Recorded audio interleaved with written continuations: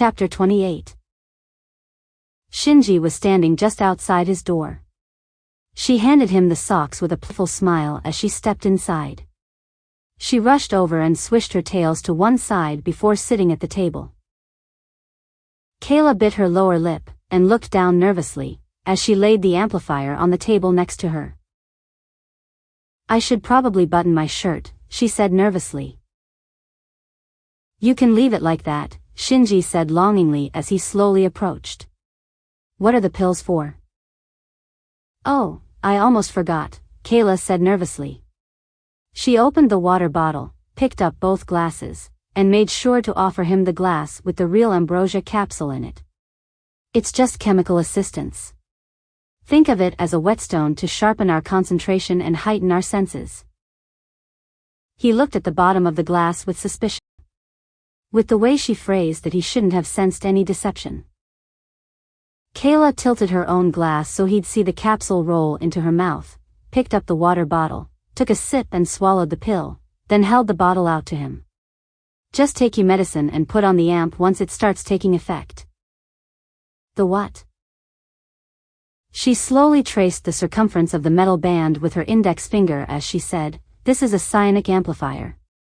It will bolster your abilities, but it's just a crutch. Long term, it will be better if I teach you some techniques to improve your mental defenses." Shinji shifted uneasily. Kayla grinned. He was conflicted.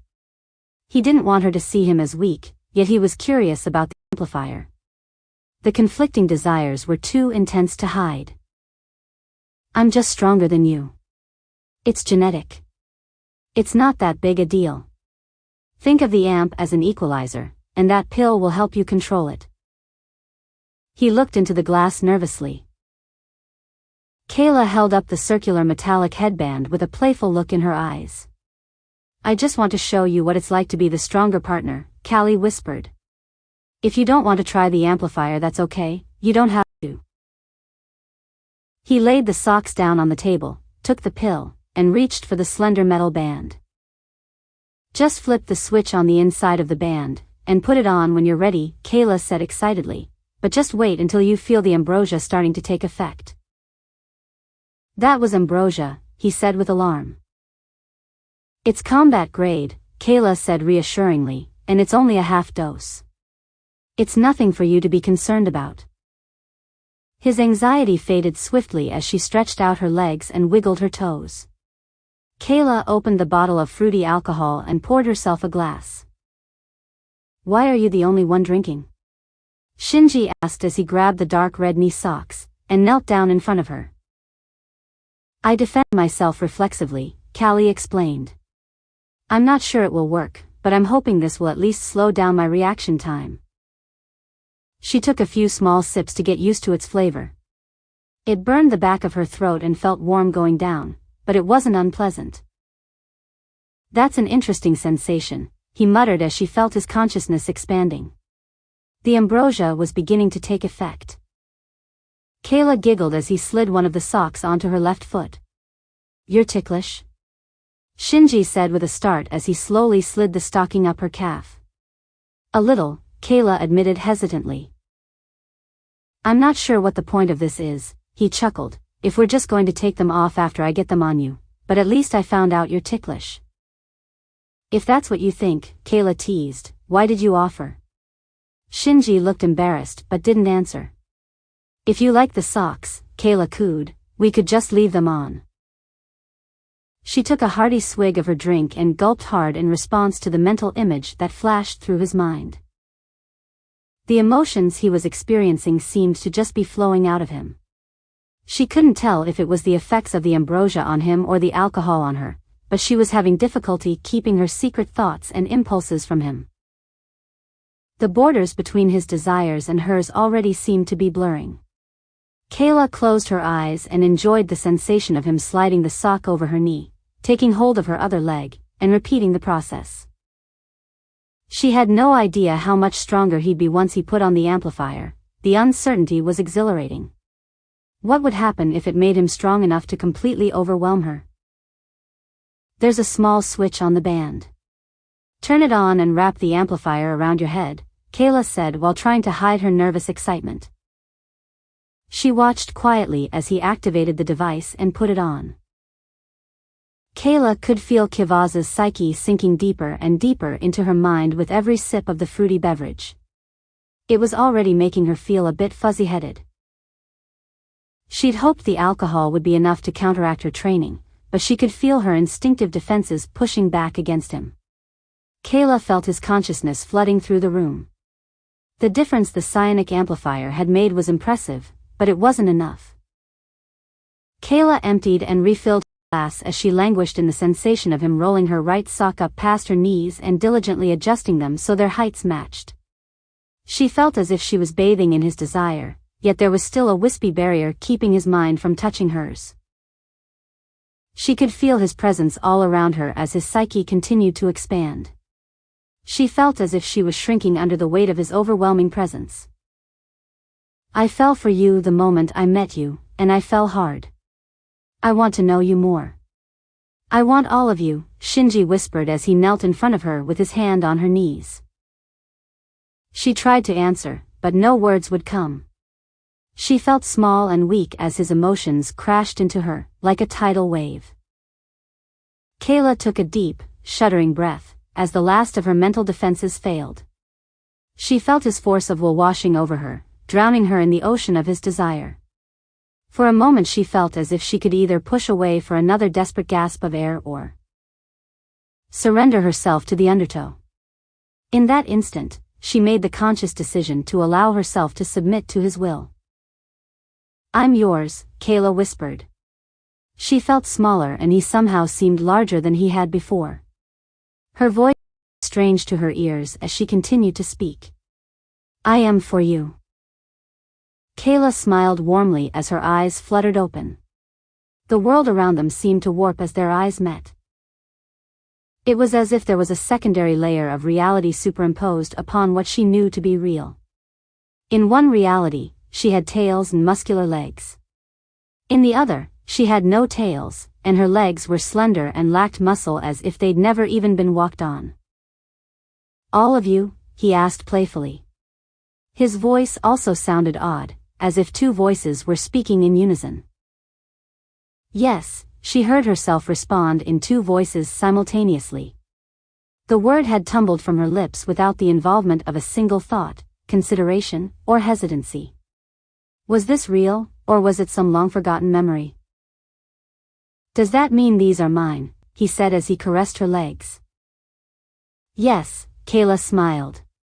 Why was she simply answering without any ability to consider the question, and why was she smiling like that? He leaned forward and cupped his hands around her breasts. What about these? Yours, Kayla moaned softly. Internally she felt slightly detached from what was going on around her, but one thing was sure, whatever was happening wasn't real in the present. She could somehow feel his hands touching nipples she no longer possessed.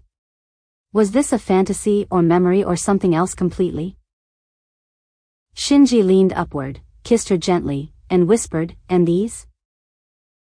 Yours, she said breathlessly as she looked deep into his eyes. How could his eyes be both brown and gray? Shinji gently spread her legs, and hiked up her skirt, with a contemplative look in his eyes. The afterimage of herself had no stripes, and his secondary image had dark blue hair. Can I have this, too? He asked, reached forward and rested his palm against her crotch. Kayla realized that both of them had been pulled into what must be one of her memories, and were merely reenacting it without an ability to deviate from the events of the past. She could feel Shinji struggling against the bonds of the experience in which they'd become ensnared. Kayla tried to focus her attention on the memory while ignoring the reality. The superimposed image was her brother Vance, but she had no memory of this ever happening. Vance grinned as he traced one of his fingers between her legs. Can I have that, too?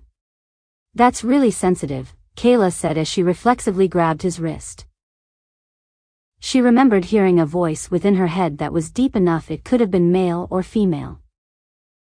Friendship's greed brings friendship's need. The future's present to the past is to be salvation asked. Kayla struggled against the events of the vision as her shadow clenched Kayla's fist, breaking Vance's wrist. Luckily, in the real world, Shinji had been spared from sharing in her brother's fate. What was that? Shinji wondered. Proof you need training, Kivasa's thought drifted mockingly through the room. Kayla let go of his arm and rolled her hips back, away from his hand. The secondary image remained behind as Shinji stood and stepped away from her. Kayla got up, walked over and stood next to him, for the first time seeing herself as he had. I don't remember any of this, Kayla said nervously.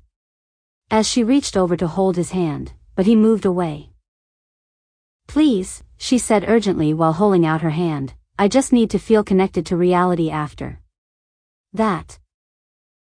She tried to warn me. I should have listened, Kayla whimpered. I had no idea this memory even existed. Shinji hesitantly took her hand. What is this? How did this even happen? She squeezed his hand and took a deep breath.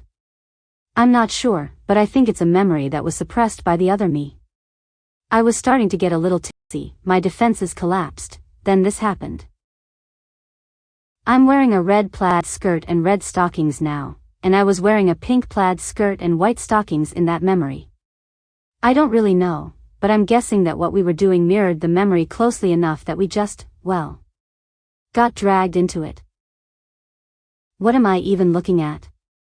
It's just a mental hologram, Kayla shrugged. That's not what I meant, Shinji said softly. The concert memory I got stuck in was pretty intense. The guy over there is the same one you went to the concert with, right? Your brother, Vance, right? Yeah, Kayla said in embarrassment. That was when I was 14. This would have been earlier. That's the guy you had a crush on, Shinji said in disgust. He's a piece of crap.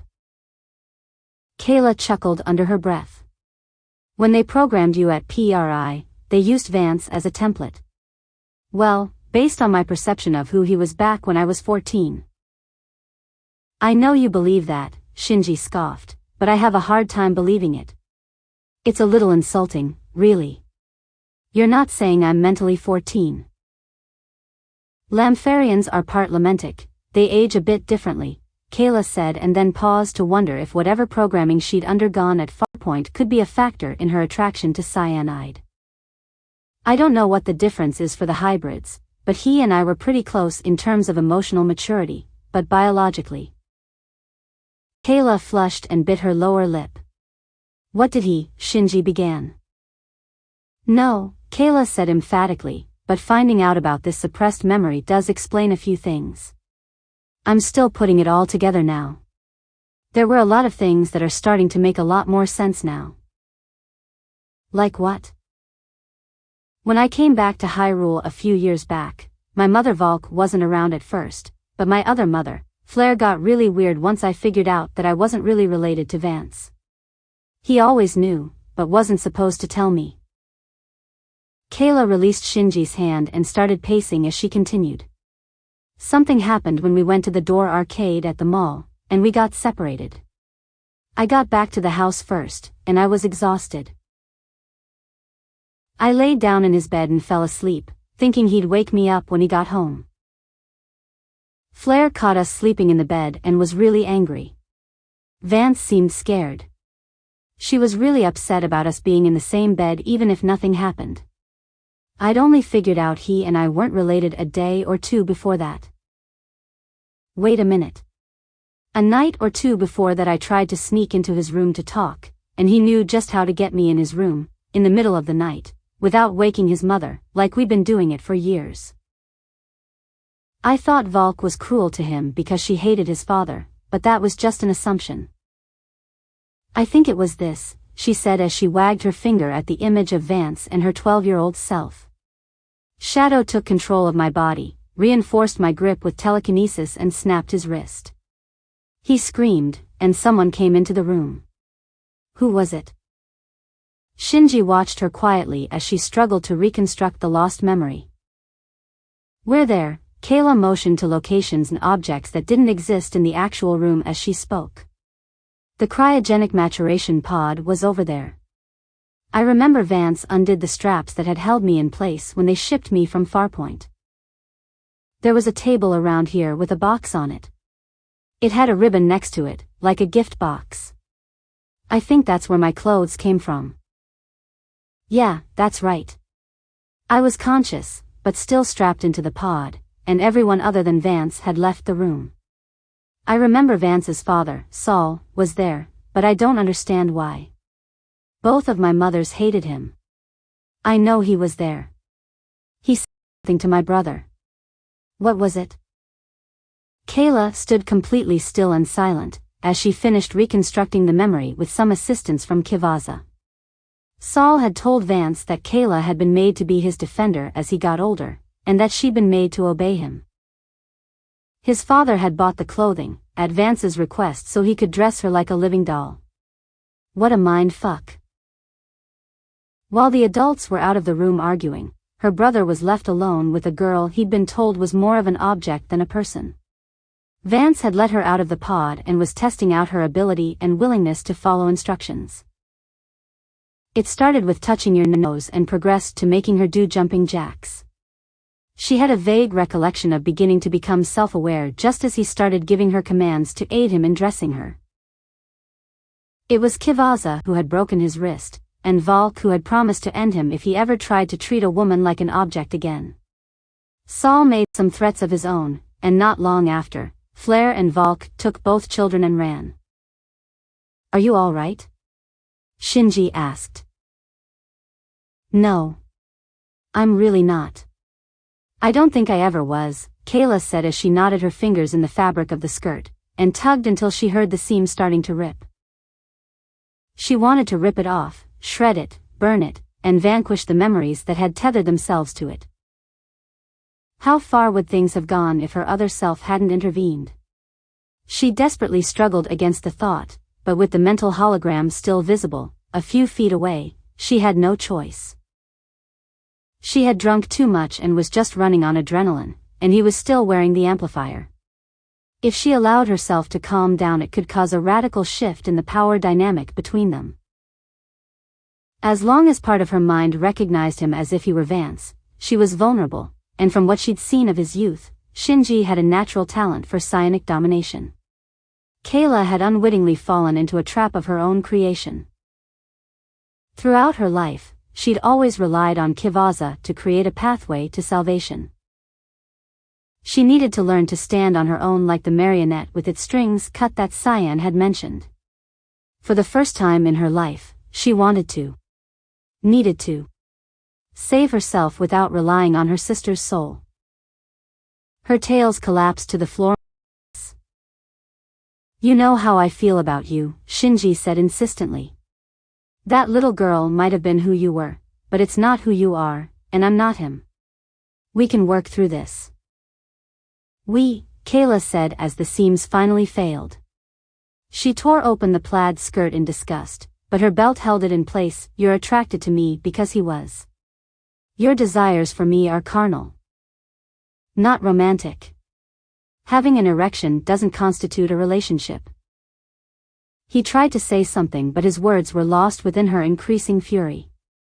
If she allowed his words to reach her, it could allow the alcohol coursing through her veins to steal away her outrage-driven control. She swatted at his hands as he reached for her waist. Every time we've attempted to be intimate, it's been disastrous. Kayla scoffed as she fought back tears of rage. You were programmed to be attracted to me, to want me, to love me. None of that is genuine. It's not real. There's no way to know how you'd feel if it hadn't been decided for you. I don't even know if I was ever really attracted to you, or if it's just that I kept getting so swept away by a combination of your lust and whatever they did to me to make sure I responded to Vance. From the moment we first met, part of my mind recognized you as him.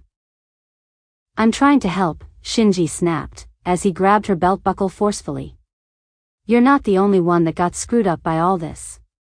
He deftly unbuckled and removed her belt. I mean, sure you're cute, Kayla grudgingly admitted, as her focus faltered. The image from her memory slowly faded from view, but this isn't going to work. Lady Darkseid, I don't have any of that person's memories or life experiences. Maybe they based my personality on them. I don't know the first thing about him, so I don't even know how accurate that is.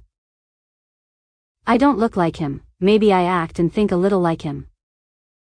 I've lived a completely different life, so I can't imagine I'm that much like him, but I'll tell you this much, that memory was just nasty. I mean, you were just a kid. He deserved a lot worse than what he got. Before you decide on anything, can we at least talk about this? Not yet, Kayla said as she felt the effects of the alcohol intensify as she continued to calm down. I need some time alone to think. Shinji took off the amplifier and held it out to her. Later is good. I need some time to process this, too. She nearly sighed with relief as she took back the amplifier, and rushed back to her own room, tattered skirt in hand. Kayla staggered momentarily as she made her way toward her bed, and fell to her knees. All the memories, all the connections her mind was making, it was too much, too quickly. She'd gone to his room seeking rapture, not revelation. This made her wonder, not only about the brother she believed she had loved but about who she was meant to be. She and Kivaza had struggled separately and together to come to terms with their past and who they are. They'd accepted each other, and themselves, in the process. Vance's grandmother was near the epicenter of all the turmoil, but she had been just a single thread in the twisted latticework that had led her to where she was now, sobbing uncontrollably at the bed of a dead woman, wearing clothing that wasn't her own, which mirrored long-forgotten ghosts from her own past. She'd never had a talent for putting together puzzles, arranging pieces until an image started to emerge was more Gao rune style than her own. Weaving made more sense to Kayla. Some of the threads pass under and some pass over, but the pattern only starts to reveal itself when you're able to step away and see it from a distance. When you're in the middle of it all, you can't tell the warp from the weft until you can see the shuttle pass. The Poison Fire Prophets 3 consisted of Torch, Tina, and Hemlock. Tina is always in the middle because she bore a child with each. Flare was the daughter of Torch, and Solitar was the son of Hemlock. Flare was a few months older than Sol. Being half Lamentic, Sol matured faster. For years the threads of their lives ran straight and parallel as they went on numerous missions for the Lamentic High Court as part of a combat unit. Kayla's mother, Valk, kept detailed mission logs, but she didn't join them until. Kayla chuckled quietly as the interconnection of the threads revealed itself to her. Valk's first mission log had referenced her escape from a slaver's ship, which had been taken over, with her help, by a young, charismatic Karzan who'd been a prisoner as well. She had made mention to his strange manner of speaking and how he called her lass. Had she been involved with Baron Deloric securing his first ship? It seemed so absurd. It was just a seemingly random note within her first real entry which detailed a competition on the planet Elianti known as the Great Hunt. The survivors of the second round formed teams before entering the final stage of the hunt. That was when Flare first recruited Valk. Her new team's first major mission was to liberate the survivors of the attack in which Valk had first been captured. The mission was so successful that she was invited to join Sol and Flare's strike force permanently. She fell in love with the team's empath, a man named Dilac. There were numerous mentions of both Sol and Flare during the year that followed, but nothing that implied they had any fondness for one another. If anything, they seemed cold and competitive. The last mission they were assigned was to kill a changeling. It was a catastrophe. Sol and Dilac stayed behind so Flare and Valk could escape. Sol escaped, but Dilac didn't make it out. Her log files had become progressively less detailed after his death. After their failure, they were called back to the Lamentic High Court. Sol had been directed to sire a child with Flare to fulfill some prophecy. There were no details about this in her logs.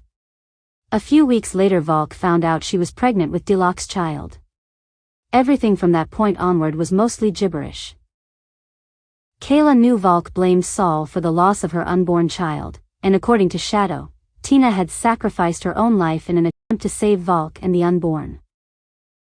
Valk had told her that her animosity toward Vance was due to him being a reminder of what Saul put Flair through during his conception. Flair was willing to go through artificial insemination, but Saul insisted on natural conception. He forced a ruling of the Lamentic High Council based on some obscure traditional ceremony of first conception to make sure he got what he wanted. There were still a few threads in the tapestry she couldn't see, but at least she had an idea where the shuttle had passed. There were too many hands involved in her own creation. Lubarth, Gyran geneticists, the Cletharians, and even the Lamentic High Court. Judging from the memory she'd witnessed with Shinji, Vance was the chosen one and she'd been created to be his defender and eventual mate. All this because of a single verse talking about prophets falling from 3 to 1. She had a lot more in common with Cyanide than either of them had suspected. The purpose of each of their existences was merely to give birth. As horrid as it seemed, the realization gave her hope. Cyan had found a way to redefine her future. Now it was Kayla and Kivaza's turn to do the same. Kayla giggled to herself. Cyan had become the beater in her analogy, pushing all the weft yarn securely into place. Something still troubled her. That last mission had changed Saul. His behavior noted in Valk's logs before and after the mission seemed very different. Is that when he came across the leech, Corin? What role did the changeling, Iron Nightmare, play in all this? I'm done with all this, Kayla thought inwardly. This body should be yours. I don't want to deal with all this anymore. No, Kivaza whispered within her mind, you said you wanted to face this alone, instead of running or relying on me. So, pick yourself up, and do it. Kayla stroked the top of her communicator and selected the entry to contact the bridge. Tyrell, Kayla said urgently. There was no reply, but it showed she was connected to the bridge. Hello? Can I help? A familiar voice asked. Syntholo, is that you? She could hear the faint sound of chuckling. What's going on up there? Kayla asked as calmly as she could manage. The helmsman's taking a quick power nap, Syntholo said in a slightly more relaxed tone than usual. He left you in charge, Kayla grumbled. It would have been nice if he cleared that with me first. Even cyberpaths need sleep occasionally, Syntholo scolded playfully. I'm just keeping our ears open to make sure we don't lose our spot in the slipstream queue. What's our current transit status? Not a clue, Syntholo reluctantly admitted. We're pretty far down on the list. He set an alarm to wake him up in another 20 minutes. He can probably tell you more. All I can see is the travel order. There are a few transport convoys in front of us, which works out fine.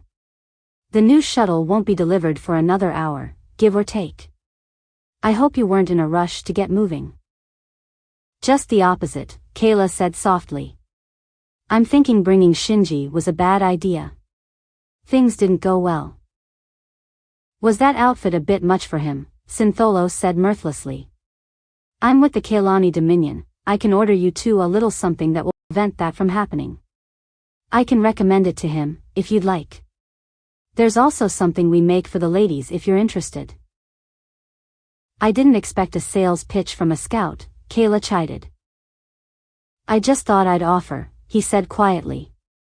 It can take time for new sexual partners to become accustomed to one another. Performance issues result in the demise of many relationships. New and old. You sound like you've had a lot of experience with this, Kayla said in surprise. None at all, Syntholo said without any hesitation. This is all just part of the normal curriculum at Dominion schools. There are 3 principles you have to understand before you're eligible for citizenship. As long as Kaylani is queen, consent is king, love lives in the heart and is only accentuated through the flesh, and the most important of all. Submission is the greatest gift and should be cherished above all others. I'm guessing your nation doesn't get along well with Lamentics, Kayla said testingly. They make criminals serve others as a punishment. Servitude and submission aren't at all the same, Syntholo corrected her, but various incompatibilities within our governing philosophies resulted in tenuous diplomatic relations over the years. The Kaylani Dominion and Midnight Fellowship have had a military alliance for decades. Individually, neither is strong enough to oppose the Lamentic Empire, but as long as we're working together, military engagement would be far too costly for both sides. Most of my species has taken up residence in either Fellowship or Kaylani-controlled space for protection. Shape-shifting species have to keep a low profile. You'd have to be an idiot to mistake a lycotrope for a changeling, but Dramonites have it pretty rough. Syntholo, Kayla snickered, I know I'm supposed to go meet with Mistress Kaylani, but how about you just give me a crash course before we arrive? I have too much on my mind right now. I just wanted to make a long-distance call. I don't have access to those systems, Syntholo said. I'll ask Tyrell to contact you when his nap is over. Kayla disconnected. She was also going to ask for help getting to the ship baths but felt awkward asking him to send help. She wasn't even sure how to explain her current dilemma. This wasn't a medical issue, she didn't want to risk scaring the twins, and she wasn't ready to deal with Shinji. The real problem was who could help. There was no ideal answer, but perhaps there was an optimal choice. Submission is the greatest gift, but servitude isn't the same thing. Maybe there was some way to contextualize what happened in her past. For a bastard like Saul, it made perfect sense, but why would Valk or Flair go along with that sort of arrangement? Kayla felt like she'd been betrayed by everyone involved, including her own shadow. Her tails hadn't even twitched since she'd collapsed. At first, Kayla had assumed their body's refusal to obey her was merely the result of shock and alcohol. Her internal conflict felt insurmountable. It wasn't that Kivaza wasn't offering her the control, but that Kayla was hesitant to take it. She continued kneeling at the foot of the bed, wearing clothing she desperately wanted to remove, still holding the tattered skirt in a death grip. I thought distracting myself would help, but it's just getting worse, isn't it? Kayla whispered aloud. What should I do? If I can't even control this body, what can I do? Has your answer changed? Kivaza's thoughts rumbled through her head. If you'd prefer abdication. The choice is yours and I'll continue forward without you. I'd rather defy the past than submit myself to someone's plans for our future. Abdication, defiance, or submission, Kayla chuckled softly, I thought we chose ascension. If that's still your choice, Kivaza thought in the forefront of her mind, let go of the past that was chosen for you, pull yourself up, and take that first step. I have been, am now, and will forever be your sister. I still want a body of my own, Kayla thought insistently.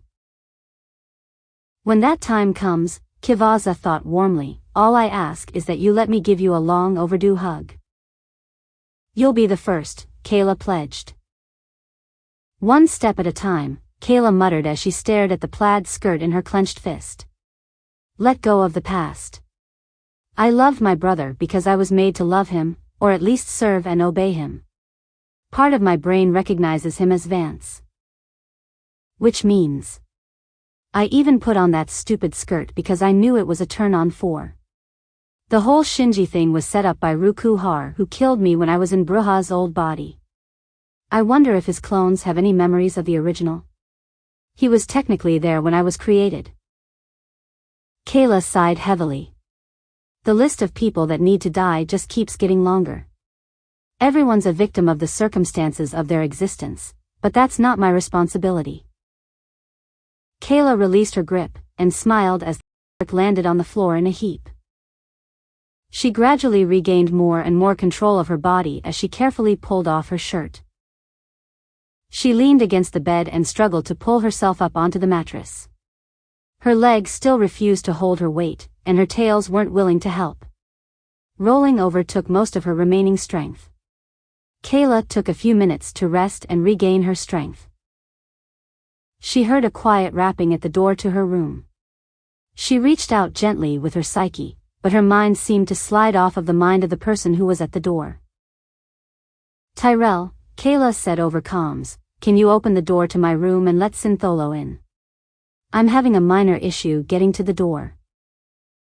"Come in," Kayla yelled as she heard the latch release. "The helmsman is back on duty," Syntholo said as he stepped inside. "I appraised him of the situation and thought I should." He stopped abruptly, looking at her lying flat on her back with her clothing at the foot of the bed. "My apologies, Lady Darkseid. It can wait." "Stop," Kayla said sternly. "Come here, I could really use some help." He stood there observing her with an unfamiliar look on his face. "Help with what?" Kayla turned red with anger and embarrassment as she realized what he thought she'd been doing. "There's something wrong with my legs. It may be an allergic reaction. Can you help me to the bathing room?" "Oh, I'm so sorry." Syntholo looked more embarrassed than she was. "After our conversation earlier, I assumed you were resolving that issue yourself. I'd be honored to assist you, provided you don't object to company and conversation. I will insist on ensuring you return safely to your room after you've bathed. I am a guest on this ship, and leaving you to potentially drown would be rude in light of your hospitality." "Fine by me," Kayla smiled. She felt like she was starting to understand him. While Syntholo's tone was formal and compassionate, he wasn't half as serious as he sounded. This was play to him, and she just didn't understand the rules, yet. If this was the way people in his nation tended to communicate, her meeting with Mistress Kaylani could quickly become a complete disaster without her even knowing it. "I was actually just going to make a call, but after what happened earlier, a bath does sound good." Syntholo looked at her with confusion and curiosity as he approached the side of the bed. "Do you normally make calls from the shower?" "Only long range," Kayla said. "The transmitter makes me feel sick." "I know it's weird. You can stop looking at me like that. Space folding technology just doesn't agree with me. I've only gone through the Pilth gate once. I felt like it was tearing me in half." "I'm not entirely sure how to approach this," Syntholo said appraisingly. "The length of your tails will make this an interesting challenge. How much mobility do you currently have?" Kayla was somewhat relieved that he didn't pursue the folding space issue any further. She didn't have any real answers. She just knew the trip though the Stargate was going to take a toll on her body, and she'd need some time to recover from the journey. His professional demeanor wasn't a substitute for actual trust, but it certainly helped. She couldn't sense his thoughts. When she'd seen him in that holding cell, in his shifted form, there was a savage elegance to his visage and movements which was completely absent in his Terran form. "My body's just not responding right. I have almost no arm strength. My tails are unresponsive, and my legs won't hold my weight. I'm not sure what caused it, for now I'm just blaming it on the alcohol. I'm just guessing I had a bad reaction to one of the ingredients." After watching her struggle for a moment with her socks, Syntholo offered to help her remove them. She agreed without thinking. There was nothing stimulating about the way he handled her legs while helping her finish undressing. His touch seemed refreshingly casual. "There are some ribbons in the wardrobe. Just use one to tie up my tails to keep them out of the way." "In what style?" Syntholo asked. Kayla was baffled. "Sorry," he said with mild amusement as he selected 3 lengths of cord. "Force of habit." Judging from the selection of bindings, the former owner spent some time in Kaylani space. "If you're willing to permit me, I'll use my own discretion in this matter. Are there any special consideration you require of me?" "Just take extra care with the black one," Kayla said apprehensively. "It's temperamental and doesn't like to be touched." Syntholo switched out one of the cords for swath of fabric.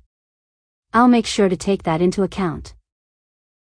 He walked over, knelt next to the bed and asked if she was comfortable with him moving her as needed to bind her tails. Kayla tried not to look nervous as she agreed. Syntholo shifted her from side to side, as he deftly repositioned her tails, tying them swiftly, like a skilled crewman setting the rigging on an ancient sailing ship. When he was done, each of her brown tails hung loosely against each hip like lassos. He folded the strip of cloth to form a pouch with her black tail resting lithely inside, which hung loosely behind her. "That should take care of your tails," he said as he expected his handiwork. "Would you like to attempt to walk, or would you prefer to be carried?" "Carried, but I'd rather not involve the twins if possible." Kayla sighed. "I'm a lot heavier than I look." "I think I can manage," Syntholo chuckled under his breath. "I do hope Princess Carrie will be acceptable." Kayla smirked, as he positioned himself to lift her, and prepared herself for the usual complaints and justifications. She squealed in surprise as he effortlessly lifted her off the bed. She'd expected him to have to resort to changing forms. He certainly looked like a sub-Terran, but was significantly stronger. He didn't seem to be straining at all. She was clearly not the only person on the ship with denser than average muscle fiber. He carried her to the door with one of his arms under her legs and the other behind her back. She rested one of her arms around his neck with the other laying against her chest. He turned her sideways as he walked her out the door. Kayla felt less like a woman and more like a child as he carried her down to the end of the hallway and turned left toward the bathing area. Jake stepped into the hallway and lowered her head in greeting as they passed the medical bay. "I must speak with you," the deep sound of his translation module startled her. "I need information, of children," Jake said through his translator. "You must buy for me, Ja Galtim biology files." "Ask Tyrell to get you what you'll need," Kissa assured him. "I'll sign off on it." "Ja Galtim blood is toxic," Jake explained. "I need information on how to collect from them and store safe." "You're the doctor," Kivaza said. "Just let Tyrell know what you need." "Your support is appreciated." Jake bowed his head slightly then continued on his way. "Any updates on Gowrie?" Syntholo asked. "I am to visit now to discuss." Jake swiftly adjusted his word choice. "I see now to schedule wing removal." Jake headed toward the crew quarters as Syntholo continued to the end of the hall into the baths.